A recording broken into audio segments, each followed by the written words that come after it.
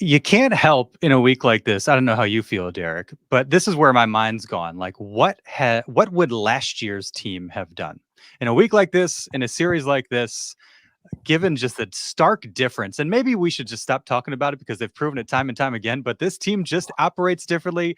They showed it again this week, so we got some good stuff to talk about in this edition of the On Fire podcast. How are you? There's no reason to talk about last year. That was done in May. Let's just look forward and enjoy this ride we're on. I'd say it was done after June. I'd say they proved themselves after like late June. But I think your point is proven.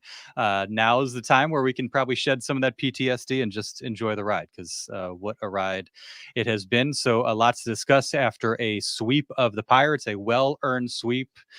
Miami's up next. Joe Musgrove seems to be on the way. What's the state of the rotation, the bullpen? Jackson Merrill, rookie of the year, maybe? I don't know. No, don't do Maybe?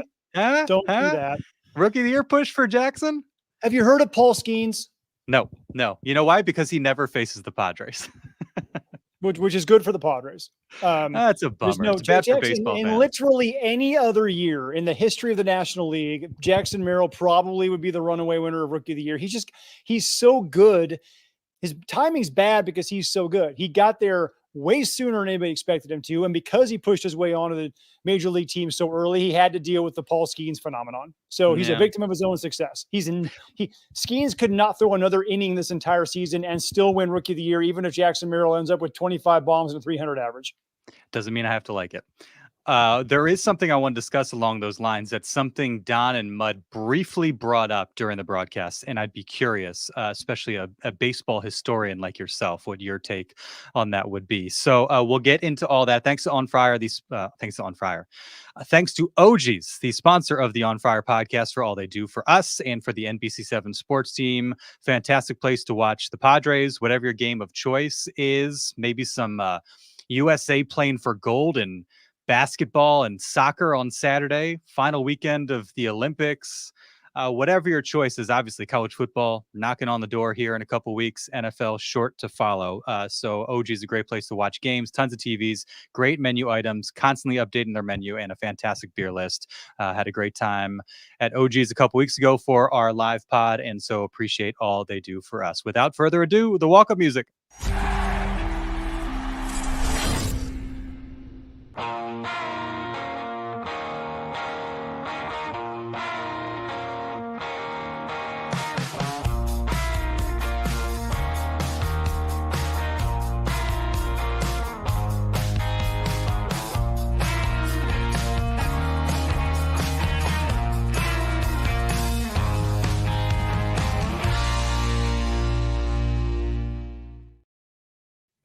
It is the On Fire podcast. He is Derek Togerson. I am Darnay Tripp. The Padres are steamrolling through the second half so far in these opening weeks since the All-Star break.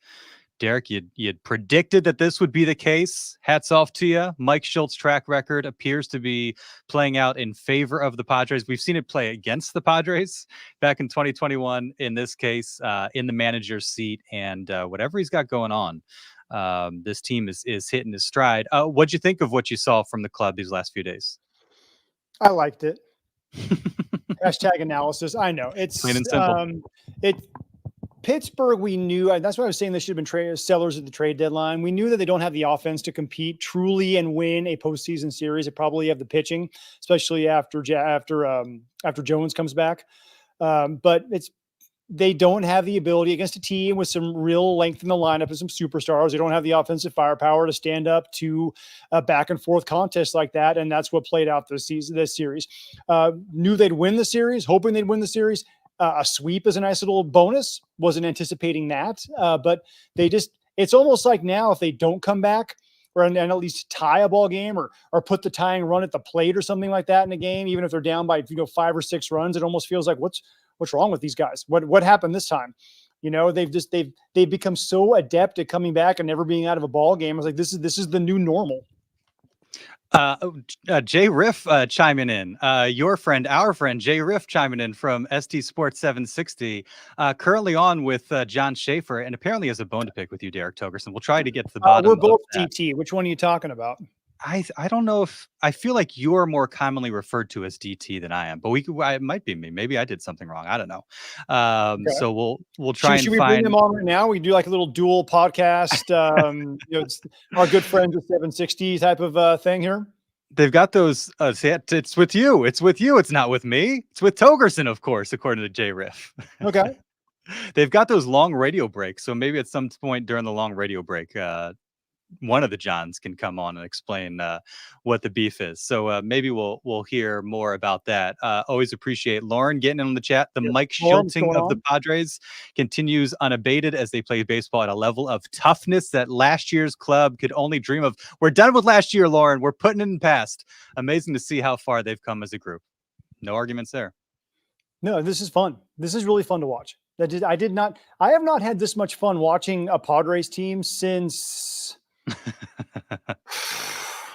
take out the 2022 postseason. That wild card series against Mike Shildt's Cardinals in 2020. Like, that was fun to watch. This team is it's really, really fun to watch right now. Even more so than 2022, I think. Yeah, and I think, again, the postseason was its own beast. If you talk just strictly regular season, I'd give you other stretches of 2021, especially after reopening day. They finished really strong in the month of June. I think they were like 11-1. So I think you're absolutely right. Like, this team has not been consistently fun to watch for a couple regular seasons now. And despite Jeremiah sees it differently. Fun. We all aged 30 years in this series. But the thing is, it's like, if I aged 30 years, I'd be dead right now. I'd be like that dude who chose wisely at the end of the Last Crusade.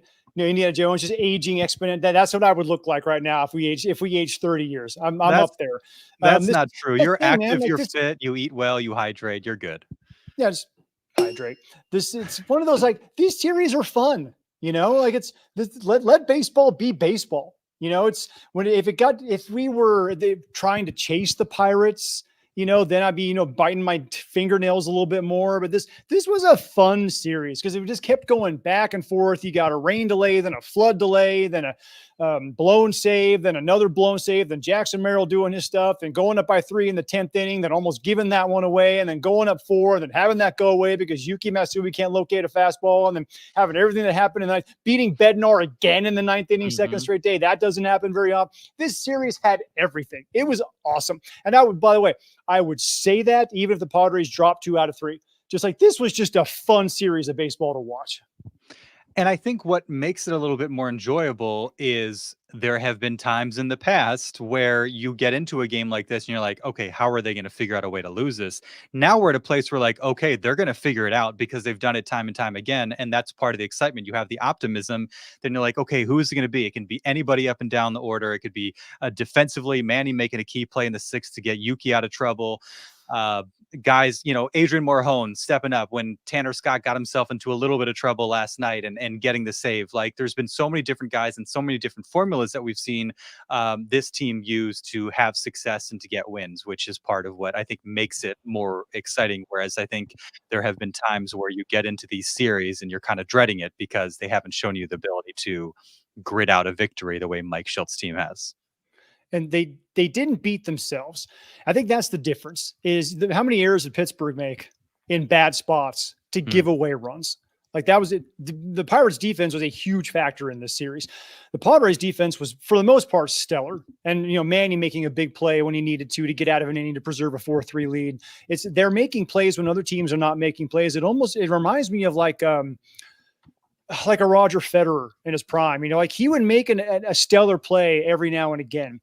But for the most part, he just wore you down because he would not make a mistake. And then you'd go ground stroke, backhand. He would just keep on coming back at you until eventually you're the one that made the mistake. And then when he had to make the great play, he would make the great play. But the Padres remind me of that right now. They're not beating themselves and waiting for other teams to do just that. And it's working in their favor more often than not. Yeah, and you mentioned them getting the sweep. Like, it didn't have to be a sweep, with the rain delay, with Dylan Cease only being able to pitch 1 inning, having to rely on the bullpen pretty heavily, like, for 3 straight games, whether it's like quantity of innings, high leverage, all that, blowing a 4-0 lead, being down heading into the ninth, like a lot of situations that could have gone sideways, and they've kept that from being the case. And it's just, I don't know, it's super impressive. And clearly, like, this is, I mean, what did Mike Shildt say after the second game of the Soul Series when they won, what was it, like 15-11 against the Dodgers? Remember Identity his builder. identity? Yeah, he called it like an identity game. And like at the time, we're like, okay, well, sure, it's early on, blah, blah, blah. But like clearly that's been their identity. It's proven, it's showing up time and time again. Answer the bell. That's all you got to do, is every time you got to answer the bell. Yeah, no question. A couple other comments. Yeah, mental and physical errors. And like Derek said, Padres have done a good job of limiting those, especially of late. Jeremiah didn't like Alec Jacob going and getting sent down. Is this the last we'll see of Carl Edwards Jr.? I don't know why. I've always kind of liked Carl Edwards Jr. Maybe because he made a stop in Spokane and I worked there at one point. But we saw him in 2019, didn't work, and didn't really work out today. Yeah, that's don't be mad at that, because it's not anything Alec Jacob did. It's he had a pretty large workload, and given the fact that the bullpens had to cover a truckload of innings over the last couple of games, they just needed somebody in there who's a fresh arm. And sure enough, they needed somebody who was a fresh arm. You could see that Shildt was trying to get Vasquez through that sixth inning. I mean, he wanted him to get through that clean in a bad way, so we wouldn't have to go through too many bullpen arms. Usually, as we know, Shildt, if he has a fresh bullpen or at least a longer one, he's going to pull Vasquez out at the first sign of trouble in the sixth inning. He gave him a lot of rope in that inning, and Rand just couldn't get out of it. Edwards is simply there because they needed somebody else who's fresh, who might be able to give you 2 innings. That is merely a numbers and innings thing. Alec Jacob has done nothing to be gone. He was just the odd man out, given how much what the workloads look like and who was expendable at the time. He'll be right back with this club. And that's one thing I wouldn't mind seeing Mike Shildt do more of, is like give those guys even more rope, because you're right. Like when he has the options, he's pretty quick to go to them. And look, we saw it blow up in Bob Melvin's face, and that's a big reason why 2023 went sideways the way it did, or a reason why it went sideways the way it did. But there are situations, now it gives up a couple hits, like I get it, but when your bullpen is in the state that it's in, I think Brian Hayes was coming up and he's not particularly good against righties. Like there's been situations where I'd love Shildt to, like, as much as he pumps guys up and speaks confidence into them, to show it to them in those situations, rather than like pulling the plug or hitting the safety valve the way that he does. And look, in this case, it worked out well for them. And so, you can't really critique it, but that's one thing. Like I wouldn't mind seeing him like give his guys a chance to get like that extra out, because he is pretty quick to go to the pen. Well, it depends on the guy, and we don't know these guys' personalities nearly as well as Shildt does. Sometimes you can work against what you're saying, you give them confidence and try to breathe that into them. Well, some guys, if they have a problem getting through a sixth inning, or they get beat up, or they don't get a win, that crushes their confidence. So he's probably going also on a case-by-case basis of, I know this guy can handle it, and I know he's going to take me leaving him out there as I'm imbuing confidence in him, versus another guy who's like, if I don't go out there and get him, he's going to start getting in his head and he's going to be gone for the next 2 starts because he thinks he let his team down. So there's so much more from a psychological aspect that managers do that we don't understand. Yeah. They obviously know those guys a lot better than we do. Are you ready to get to the bottom of what Schaefer's beef is with you? Sure. Jay Riff back in the chat. Schaefer desperately wants Togi to call in and explain his inflammatory remarks about the Dodgers running away with the division. I think that was maybe a reference to our conversation last week about the Padres kind of closing in a little bit. Okay. What would you like me to clarify? You still feel like the Dodgers, it's safely in the hands of the Dodgers? Win the division. Yes. Two and a half games out. What is wrong with you people?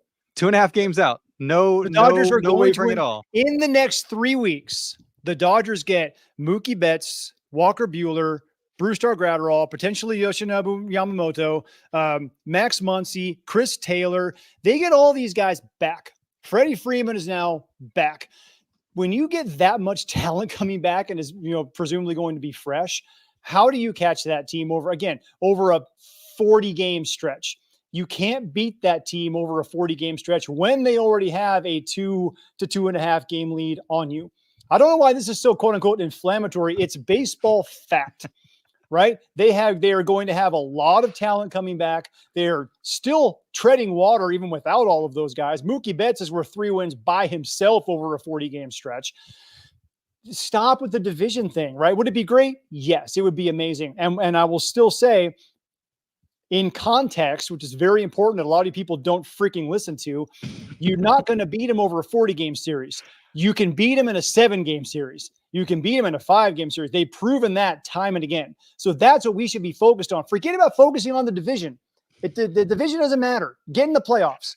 Get in the playoffs and see what you can do from there. Because this team can and probably will beat the Dodgers in a short series or even in a 7-game series, but let go of the beating them over 45-game stretch. They're not there yet. The Dodgers have not come that far back down to earth. It's fun. When are the Padres ever in a 162-game season actually on the doorstep of making it a competition, or contending for the division? Like, this never happens. 2.5 games in early August is the last time. Yeah, it's been a minute. And they made up a game and a half or 2 games in the last week. They've made up 7.5 games in the last month and a half. And we've got basically almost 2 months left in the season. Like, and they're getting Musgrove back and potentially Fernando Tatis Jr. back. Like, Dodgers aren't the only ones that are going to get a little bit better and get guys healthy. So I don't know. I think, and they added Jack Flaherty. All right. It's like, as much as the Padres added to their bullpen, which is fantastic, and it's going to help them in the postseason. Again, there's not that one gigantic hole in the Dodgers rotation now. It's a guy who's going to win them a lot of baseball games. Yes, I would love for them to win the division. I'd love to sit here and tell you that I think they're going to win the division. I cannot in good conscience lie to our audience because I simply don't believe that's going to happen. And I think facts and trends tend to back me up on this. That's no fun. It's fun to get swept up in it. It's fun to get excited about it. Again, it'd be amazing. And I hope that we sit here after the final regular season game and the Padres are hoisting the National League West Division Championship. And all of you people can come on the podcast and tell me how stupid I am. And I'd be the happiest stupid person in the world. So that's what the episode is going to be. If the Padres win the division, yes, we will just send the title is episode, whatever it is, proof that Derek is stupid. We will just send the link out to everybody, and anybody that wants to hop on and tell you that they think you're stupid, they can do it live on the podcast. Fantastic.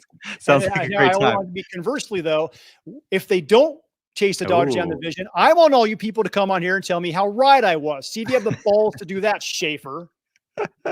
Well, it sounds like you have an open invite to call into a show at any time, and you guys can hash it out on 760. So you're no stranger to the show and to the airwaves, and so I think that'd be a good segment. Let's do it. So as soon as we're done here, I'll call over there. Yeah. I mean, they're going to be going for another 2 hours. So J Riff, get ready to patch Derek in, and you have round 2 of this conversation. And I do know you're not just saying it. I do know that you would enjoy the Padres pulling that off as much as anybody, as much as you're like your factual, like historical, these are how these things typically go, and you understanding the Dodgers the way that they are. Like, I do know that you would genuinely enjoy it if the Padres, turned history on its head and pulled that off. Oh, that'd be awesome. I would be so happy. That would be amazing. It really would. It would also be amazing if I won the lottery every time I played it. But some things just don't happen. Jeremiah saying, Derek, remember, we already won the series against the Dodgers with most of these guys in there that are coming back for the most part. But I think that's to Derek's point. Why, Jeremiah, I say you'll beat him in a short series. Yeah. So it's two different conversations. The Rockies and the Marlins, they still get to play all these other teams as well. So it's all like the Padres are just have this whammy on them when they're not playing the Padres. Yeah, I'd have to look up the strength of schedule remaining games for Major League Baseball to really have an idea of, who's got it. Oh, would you look at that? It's right there. Dodgers 18th toughest remaining schedule with 47 games to go. Padres 26th toughest remaining schedule with 46 games to go. So, I mean, there's not like a real extreme there, so do with that what you will.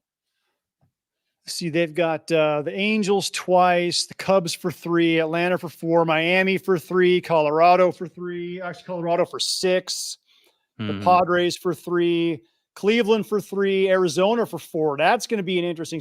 The team we're not talking enough about is the Diamondbacks. No. Because they are doing every bit as well as the Padres are since the All-Star break, and they just got Rodriguez back. And if Montgomery can figure himself out, that's the most prolific offense in the National League right now. And then Christian Walker comes back. It's that's the danger. I'll tell you this: in a postseason series, I'd be more scared of the Diamondbacks than the Dodgers right now.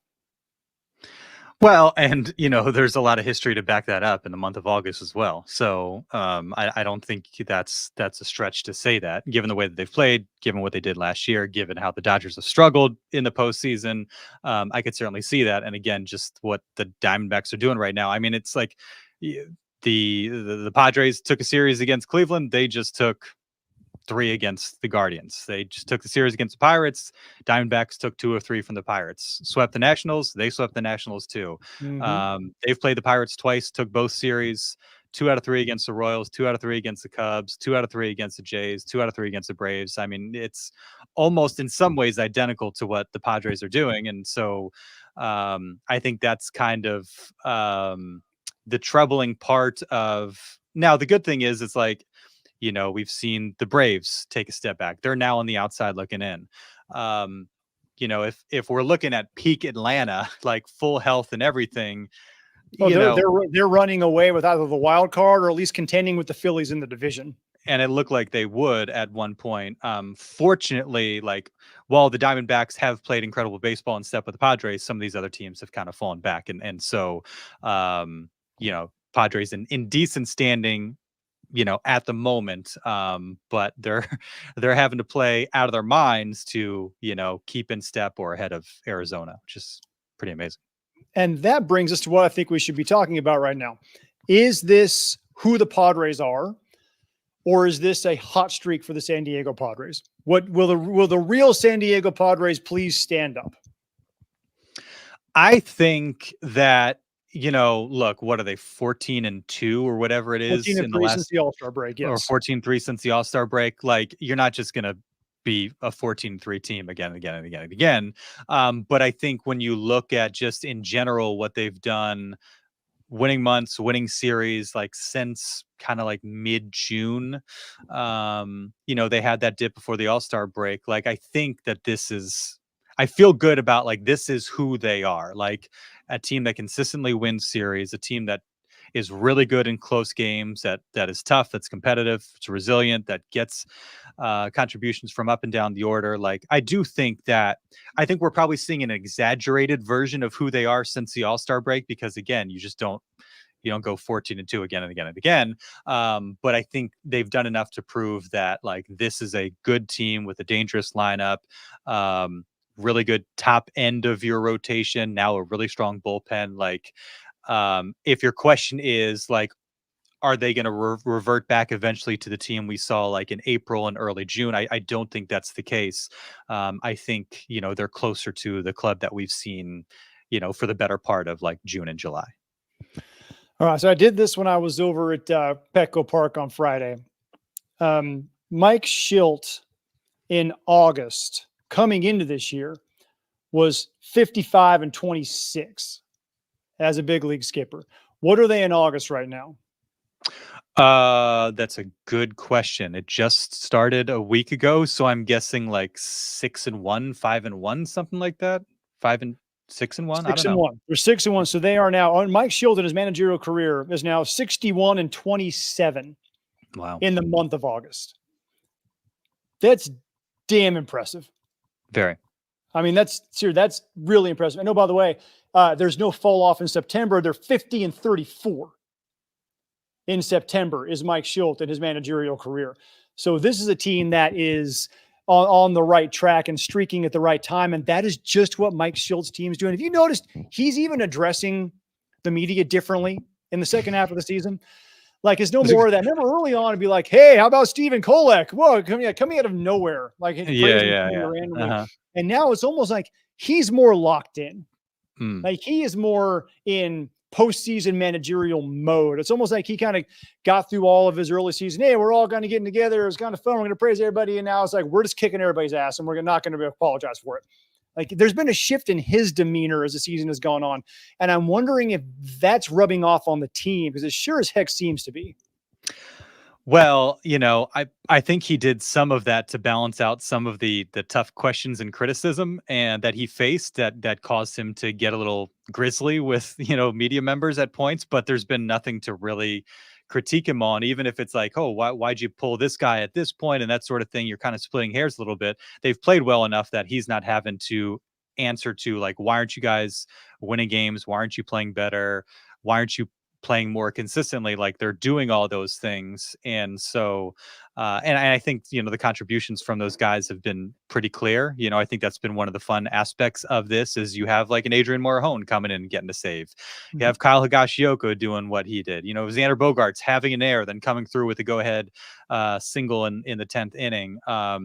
We've seen it from so many different guys, Tyler Wade contributing, and Mike Shilt's been really good about pumping those guys up. Yeah, I think it's again like he's everything he's said now it's borne itself out. Like we were probably, I think, media members, fans, right to be a little bit skeptical, just because like, okay, we've got past history we're dealing with. It's first year with this guy. We don't really know how it's going to pan out. He's super optimistic and hopeful, but we'll see. And he's proven himself to be correct. Just believe in the team, believe in the process, and knowing that would eventually kind of bear itself out. Yeah, it's probably somewhere in the middle here. Whereas they're not going to go, as you said, 14-3 in every 17 game stretch, but they're also not going to go 3-14 in every stretch. This is a very good baseball team, or I think you're looking at realistically an 11-6 in every 7 game stretch. That's something that this team can pull off now again, not over 162 games. For the rest of the season, they can do that for another 3 17 game stretches. And that more than gets them into the playoffs. Yeah. Yeah. And again, like 3 straight winning months on their way to what appears to be a 4th. And if, you do that in August, do that in September, it's like you don't have to play out of your minds. We'll see if Arizona continues to do what they did.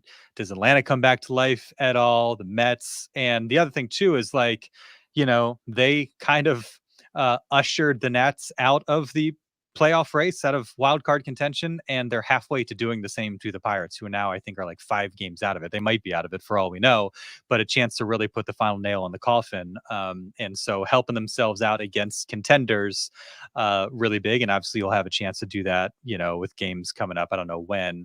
I would imagine against the Diamondbacks, against the Giants down the road as well. Yeah, the Pirates now 4.5 games out of a wild card, depending on what the Mets do in their game. I believe they're playing right now, but they are a full 7 games behind the Padres, who are in the number 1 wild card spot. So that would be a big hole to make up to get to them. And it just gives you that little bit more breathing room on the teams that are trying to chase you. I feel like Derek has said this a number of times. Shildt brought the Cardinal way to San Diego, and it clearly shows in his second half success. That's what we were hoping for. That's because that was one thing that we were thinking was probably going to happen. But again, you don't have that kind of proof because Shildt has spent darn near his entire professional career in the Cardinals organization. Like he knew the Cardinal way. He knew those players from the time they were in the minor leagues. He knew exactly the kind of guys they're dealing with. He knew what the organizational ethos was. He knew the kind of guys that they signed, who they drafted, how they developed. He knew everything from the inside out. So we knew exactly what to do, what strings to pull with those teams. This is a brand new organization. I mean, again, he's been with them since 2022. So he's been around. He's been to the minor leagues. He's understood. But I think this guy needs to get a ton of credit for what he has done, what he's learned, and how he's been able to figure out how to put his finger on the pulse, to use an old cliche, of this team and exactly what to do to get them to do exactly what he's always done, which is get better as the season goes on and get all of them to buy into it. All 34, whatever guys who have been here to play this year, they've all felt the same way and played the same way. It's been truly astonishing for him to be able to do that in such a short period of time, relatively speaking, when he grew up in one organization and has taken that and applied it almost immediately to the next organization. Yeah. It's incredible. I can't say, you had talked about it. Like you thought, okay, that was the hope. That was the possibility. I'm not sure that that's like, exactly what I expected against, especially like in points in the season where things looked like a little bit shaky. Hang on. with Sergio, I'm a lame what? Sergio says Togerson is a lame. What am I? A lame what? You want him to finish the sentence? Then finish the sentence. Now I'm curious. Because you're probably right. Whatever the next word is, you're probably right. I don't think he liked. I'm guessing that has something to do with the Dodgers conversation. Watching Jackson Merrill, kind of changing topics a little bit. Watching Jackson Merrill come through the way that he did in the ninth, it made me think, okay, you could have anybody up from the Padres in the ninth inning, big at bat, high leverage situation. Who would you want it to be? And how far down the list is Jackson Merrill? Because I think he's a lot further up on the list than we would expect going into the season for a 21-year-old rookie. Number one for me is Manny. Number two, because he's got a longer track record, probably Jake, who has got many a big time timely hits in his Padres career, especially against right-handers. I mean, he's not around, but Toddy and Merrill are the ones I would look at next. If I'm, being completely frank here, it's Merrill is already shown. Maybe it's just the fact that he's hot and doing it right now, but man, it's hard to come up with another guy in that lineup who you'd be like, that's the dude I want. I mean, Luis Ariz, who is a threat to get a hit literally every time he steps in the batter's box. Yeah. I mean, look what Luis Ariz did today, right? There was the ninth inning. Kyle Higashioka gets the jump of his life off of first base. Right? Bednar didn't even see him. By the time he even starts his delivery, Higashioka is like almost 60% of the way to second base. Ariz sees this. He knows he's got a 1-1 count. He just basically steps back and lets Higashioka have the stolen base. So there's no threat of fouling it off or anything like that and putting him back on first. Let his buddy, A, have the stolen base, and B, move a runner into scoring position, which is awesome. And sure enough, bam, he gets the base hit to bring him in. And even though it was a double to the gap, that's a catcher running. I'm not sure Higashioka would have scored that run if he was still on first base. Even as deeply as that ball was hit, it probably would have been a closer play at the plate. But that's how good and smart Luis Ariz is. He knows, okay, A, my guy's got a stolen bag. B, I got to run in a scoring position, and all I need is one strike. I'm Luis friggin' Ariz. It was such a heady, brilliant baseball play that kind of goes unnoticed. I was smitten by that. It takes a lot to get you smitten too. It's like my wife and that at bat. Those are the only two things that get me smitten. Those are the only two things.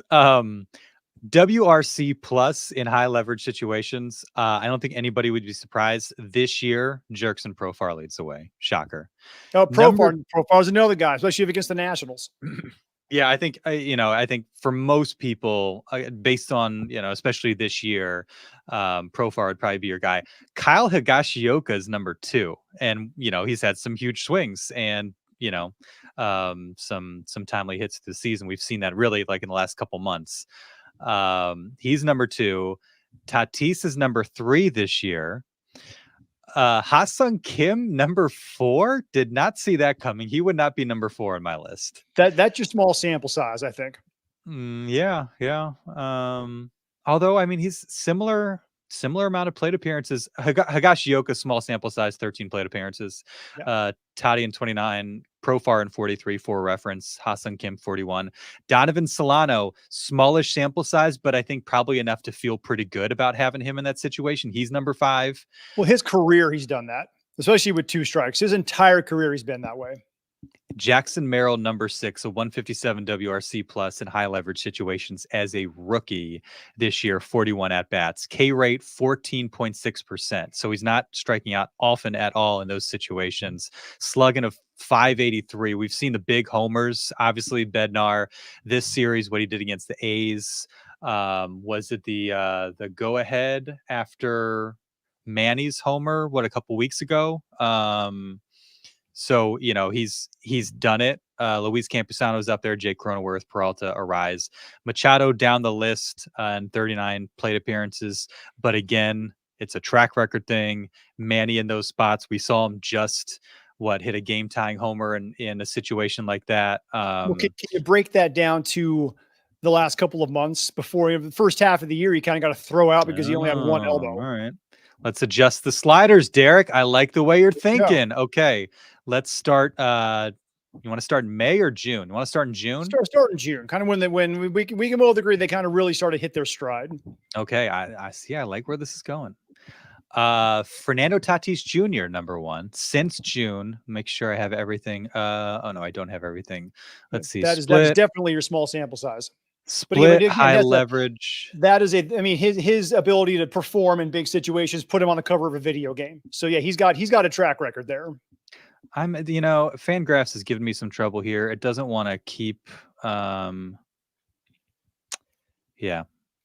We might not be able to get this information that we wanted to on a live podcast right now, because whenever I change the date, it changes the splits. Yeah, we could do that another time. Anyways, maybe we'll report back to you at another time. I might have figured it out, but anyways, so all that to say, like, Jackson Merrill has been really, really good, and all that to say, like, you're really confident with him at the plate. Basically, like, is there a situation where you're like, I don't know about Jackson Merrill here, If a Aroldis Chapman's throwing 104-mile-an-hour fastballs, that might be the one. But to anybody, right? As Jeremiah says, Merrill's homered off 3 closers: Miller, Sewald, and Bednar. It's not bad. Not bad at all. Yeah. So, the Rookie of the Year conversation. I don't know if you heard on the broadcast, they were talking about how, like, Skeens is probably going to win, which is a shame because Jackson Merrill is certainly deserving. Oh, no question. Yeah, it's not like if Scenes were out of the picture, you'd be like, oh, I don't know about this guy. Like, no, he'd be a if clear there's no Scenes, he's unanimous and deserved winner. Don said he wishes that there was a separate award for pitchers and position players. Essentially, you have the Cy Young and the MVP. Occasionally, you have a Verlander of the world who dips his toes into the MVP waters. But what do you think of, like, maybe we do away with the title Rookie of the Year, and instead, like a Cy Young, who has had the best rookie season as a pitcher in baseball history? Dwight Gooden. The award, the Dwight Gooden Award. Yeah. Who has had the best Award? Who had the best season as a position player as a rookie in Major League Baseball history? Probably Albert Pujols. So the Albert Pujols Award and the Doc Gooden Award. I mean, off the top of my head, let me see if I can find the list of all time. You talk about National League, right? I didn't want to name them both. The National League and then the American League. No, because I think the award is given to just one rookie in each. One rookie pitcher, one rookie position player. I'm just saying. So it's like what the NFL does. The NFL has the offensive rookie of the year and the defensive rookie of the year, regardless of conference. So you do it like that. There's one pitcher who wins it and one position player who wins it. There you go. And I'm just trying to come up with a name, a way to name the award. You have the historical element. You're not calling it the positional rookie of the year and the pitcher rookie of the year, which is kind of clunky and doesn't roll off the tongue very well. Completely flip how you honor rookies in Major League Baseball instead of having to split between. And one of the examples they came up with was you can't change it now, because right now the Rookie of the Year award is named after Jackie Robinson. Well, he was a position player. An award from Jackie Robinson. Okay, all right, Jackie. It's the Jackie Robinson Award. There you go. There's the answer. You call it the Jackie Robinson Award, and then you call it, fill in the blank for the pitcher. So I think you still honor Jackie Robinson, but now you're finding a way to select from each pool's 2 different types of players that impact the game in totally different ways, both equally great, and both can be honored. And you tip of the cap to a baseball legend as well. I could see Valenzuela Rookie Pitcher of the Year Award and the Jackie Robinson Rookie Hitter of the Year Award from Lauren. Actually, Fernando wouldn't be a bad call. I mean, Gooden was better in his rookie year. Looking about just pure, he had 276 strikeouts as a rookie. It's a lot of strikeouts. I mean, that's obscene.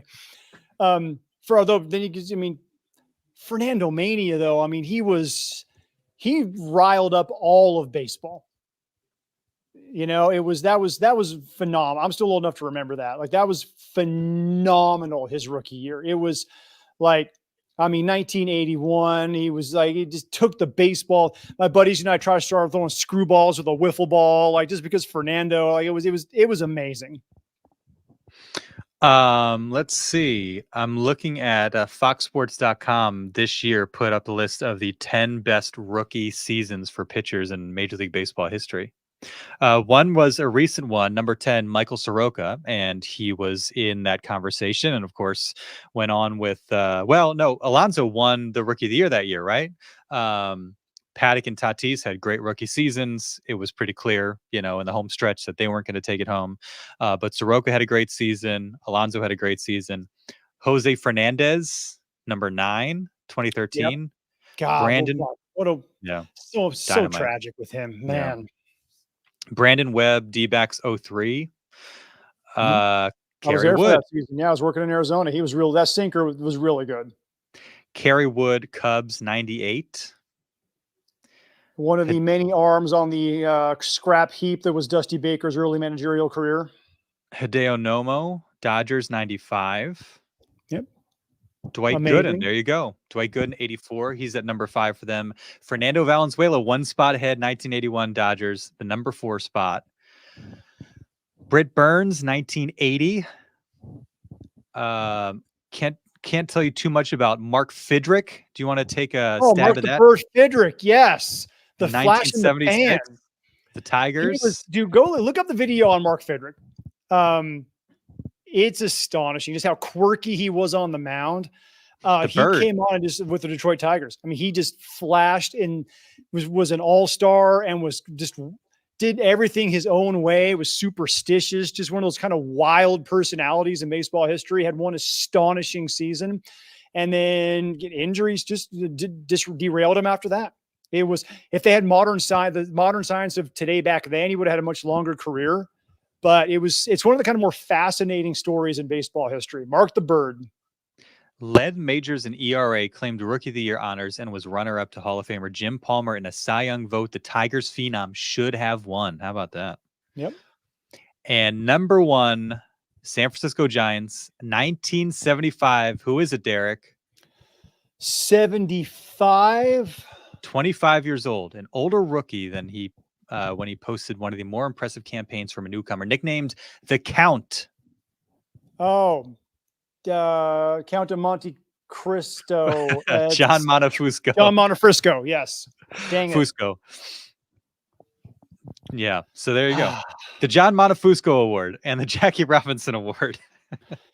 No on the first one, yes on the second one. Yes, a resounding yes on the second one. So Fernando's got to be the guy, right? That's my idea. Go with Valenzuela. Valenzuela Award and the Jackie Robinson Award. So, and it's the perfect year when you have Merrill doing what he's done and Skeens just like, out of this world. Now, I will say, I'm disappointed that they're not going to see Paul Skeens. Like, I think a lot of people are like, whoa, thank goodness.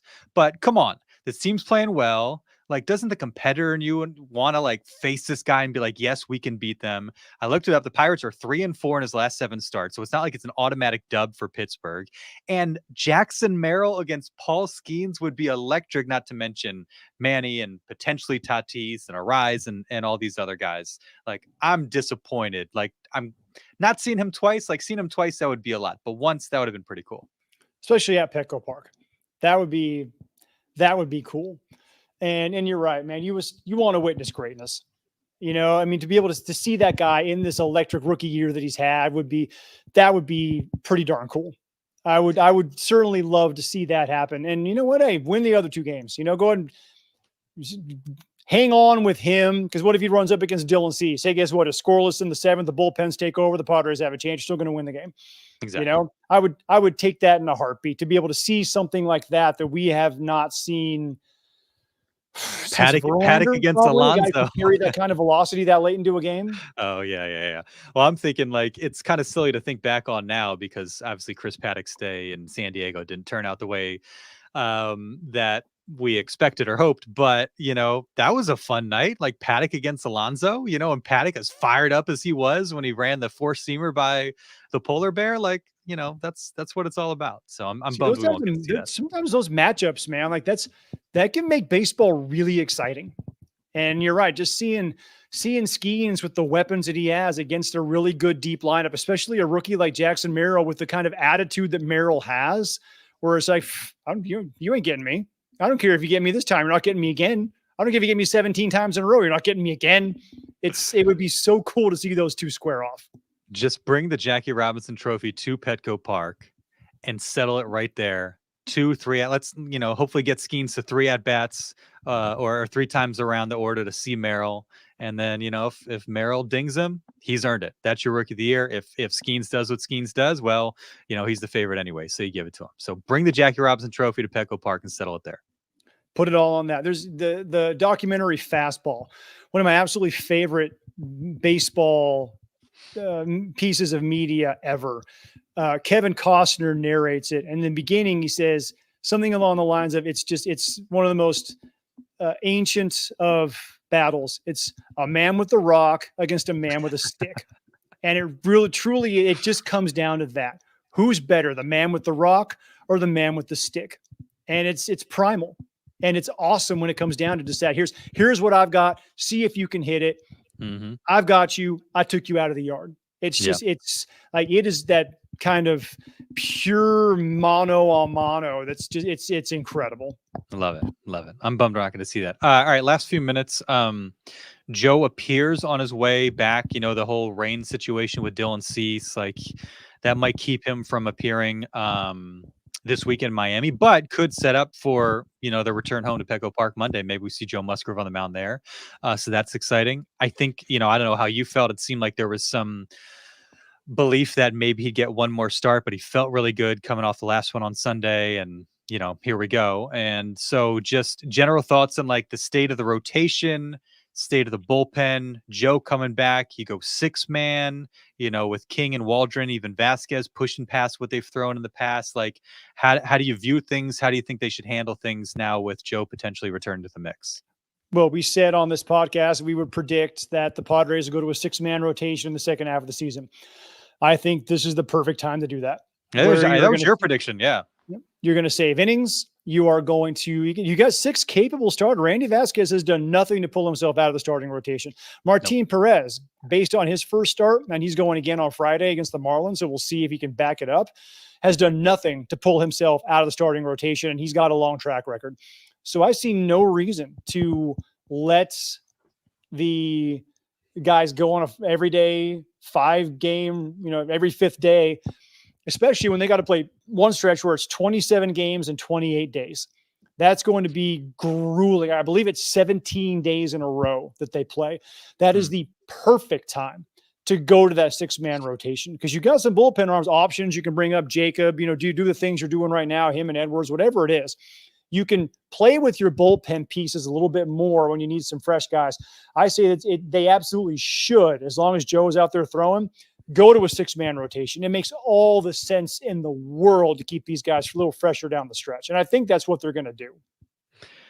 Yeah, I think when you made that prediction, I probably might have looked at you a little bit sideways because at that time, it's like coming off the All-Star break, Adam Mazur's, not looking great. Obviously, he's not in the picture anymore. So it was hard to imagine them having enough when they seemed like they had like 3.5, maybe 4 arms, to imagine them having 6. But again, really good first impression from Perez, Musgrove coming back, Randy Vasquez being really, really good. And again, taking into account like navigating with the, total number of innings you've seen from Michael King, Matt Waldron, Vasquez down the line. You were onto something, as it turns out. And again, Martin Perez doing what he's done, and hopefully Joe is back and looks like himself. Velo was going like 95, 96. Like, it's good to see. That was one of the first indicators that something was up with Joe this year when he was like 92, 93. I think the gun in Fresno's juiced a little bit. Oh, yeah. Is that what it is? Even Joe said it felt good coming out of my hand. I don't know if it was 96. Yeah. Well, either way.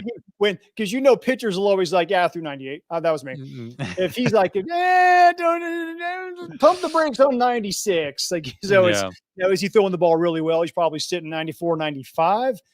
Absolutely. But to have multiple pitches at 96, hold off on that. And as we've seen, 94, 95, given how we can spin it, that's good for Joe. That's going to win you some games. Bigger question: what is the roster when Joe comes back? They ditched Alec Jacob for Carl Edwards just because they needed the innings. I would imagine that was a temporary fix, and we'll be seeing Jacob back, and Carl Edwards might be on his way. But now what's the move with Joe coming back? Insert me in the bullpen arm here. Yeah. Because you're going to have to, you can DFA somebody who's on the 40 man. You can do, there are ways to manipulate that. On the 26 man, it's just, you're going to take one of the relief pitchers, send him down or out or however you want to work it. And Joe comes in. Now you have a 6 starter. And it's like, as it stands right now, that's Carl Edwards. You throw in Joe Musgrove and then Alec Jacob, like as needed, you kind of shuffle things out depending on the situation and whatnot. Yeah. And then let me look at the depth chart right now. I mean, yeah, it's Edwards. And outside of that, dude, this is what's crazy is like right before the trade deadline, we'd be like, oh, it could be, if you want to mess with the Rule 5 thing, Kolek, it could be Gillespie, it could be any number of these guys. And now it's like, I decided for Edwards, I don't see anybody really. That's the issue. It's like every single guy you look at, you're like, oh yeah, you want Brian Hoeing, want him around. Estrada, yeah, you want him around. Adam, Yuki, sure. Adrian, absolutely. So it's a little bit. There's no like sore thumb that sticks out here. Tyler Wade. Well, you're going to keep that many arms and get rid of another position player? I don't know. I'm just going down the list, and there's not like you can't get rid of a 4th outfielder, right? Like you have no depth at that position.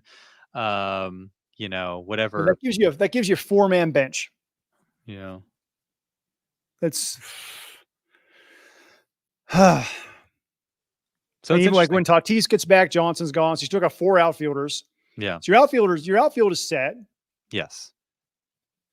Wade gives you that position flexibility, whereas we've seen in the middle of a game, you don't have to worry about subbing because you can move him out to the outfield. I would seriously hesitate about messing with your offense right now. It's going well. Good point by you, Jeremiah. So we'll see how that shakes out in the coming days once Joe returns to the team. And hey, maybe we'll see him Monday at Petco Park. That'd be a fun place. I'm sure a very, very warm welcome for No Joe after, was it May 26th last time we've seen him pitch in a Padres uniform. Got the weekend in Miami, another 3 against the Pirates, chance to really usher them out of the playoff race. And then Rockies after that on the road, Twins, Mets, really big. I have 4 against the Mets, then 4 in St. Louis. So the return of Mike Shildt, the Mike Shildt revenge series. And then you've got late September, 3 against the Dodgers to settle the NL West and 3 against Arizona. I'm sure that'll factor into things as well. Dude, but that series in Arizona is going to mean something. I don't know if it's to get a playoff spot, if it's for playoff positioning. I don't know what it's going to mean, but it's going to mean something. Yeah. Yeah. Pretty interesting. By the way, Sergio, still waiting. I'm a lame what? Sergio will have to remember, can only have 13 pitchers total on the 26-man roster until August 31st. Yeah, we're talking about the September and the stretch run more or less here. Yeah. Anyways, well, Sergio will have to rejoin us next week to finish the sentence. Until then, Marlins, Pirates, we'll discuss whatever goes down between now and then next week on the On Fire podcast. Thanks, everybody. I got to go call Schaefer.